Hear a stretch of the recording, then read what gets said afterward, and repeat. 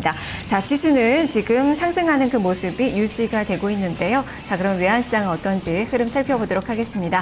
대신경제연구소 최종성 연구원과 함께합니다. 연구원님 안녕하세요. 네, 안녕하십니까? 네, 지금 오늘 환율도 여전히 소폭 하락 출발하면서 전체적으로 좁은 박스권의 움직임이 나타나고 있는데요. 현재 상황 어떻습니까?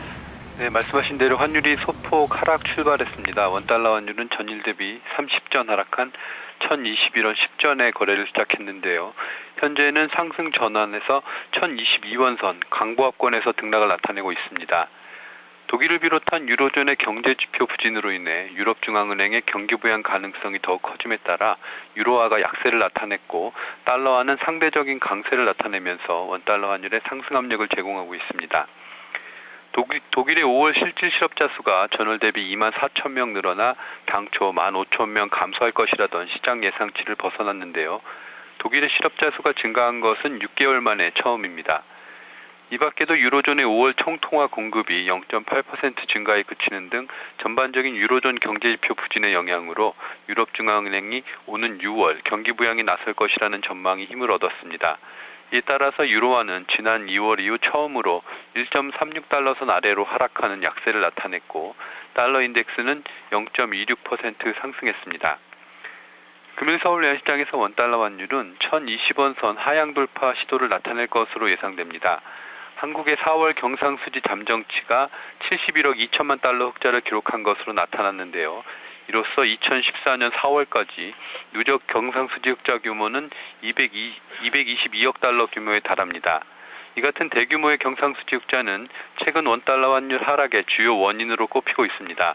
따라서 원달러 환율은 역외환율 상승분을 반영해 상승 출발한 이후 경상수지 흑자 지속과 월말 내고 물량 유입 등에 의해 상승폭을 축소하거나 하락 전환할 가능성이 큽니다.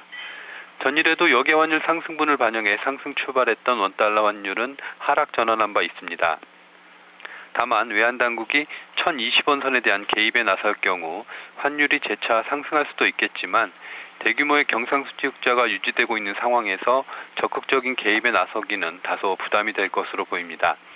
따라서 금일 원달러 환율은 상승 출발 이후 달러와 공급 우위를 바탕으로 점차 상승폭을 축소하며 당국의 개입이 없을 경우에는 1020원선 하향 돌파 시도를 보일 것으로 예상되는 가운데 원달러 환율의 예상거래 범위는 1018원에서 1026원 사이가 될 것으로 전망됩니다. 네, 경상수지 흑자가 지속되면서 원달러 환율 하방 압력을 받을 수 있고 그리고 이 당국의 계획 경계는 좀 많이 누그러질 것이다라고 좀 보고 계시는데요. 다만 원의 환율이 지금 천원선 위협을 갖고 있습니다. 그런 측면에서 본다면 경계가 좀 더 강해지는 그 상황은 아닐까요?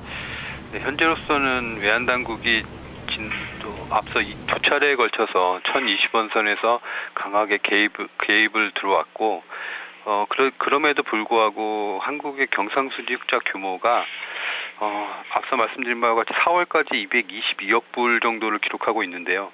2013년 전체적으로 봤을 때 799억 불을 기록했고 현재 5월과 6월에는 무역수지가 호조를 보이는 상황이기 때문에 경상수지 흑자 규모가 더욱 확대될 가능성이 크기 때문에 이 같은 상황에서 그 속도 조절에 어느 정도 성공을 한 외환 당국이 또다시 개입에 나서기는 다소 부담이 될 것이라고 이렇게 판단이 듭니다.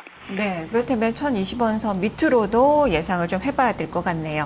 말씀 잘 들었습니다. 네, 감사합니다. 네, 그래서 예상 환율 범위가 1018원선에서 1026원선 사이로 제시가 됐네요. 최종성 연구원과 함께했습니다.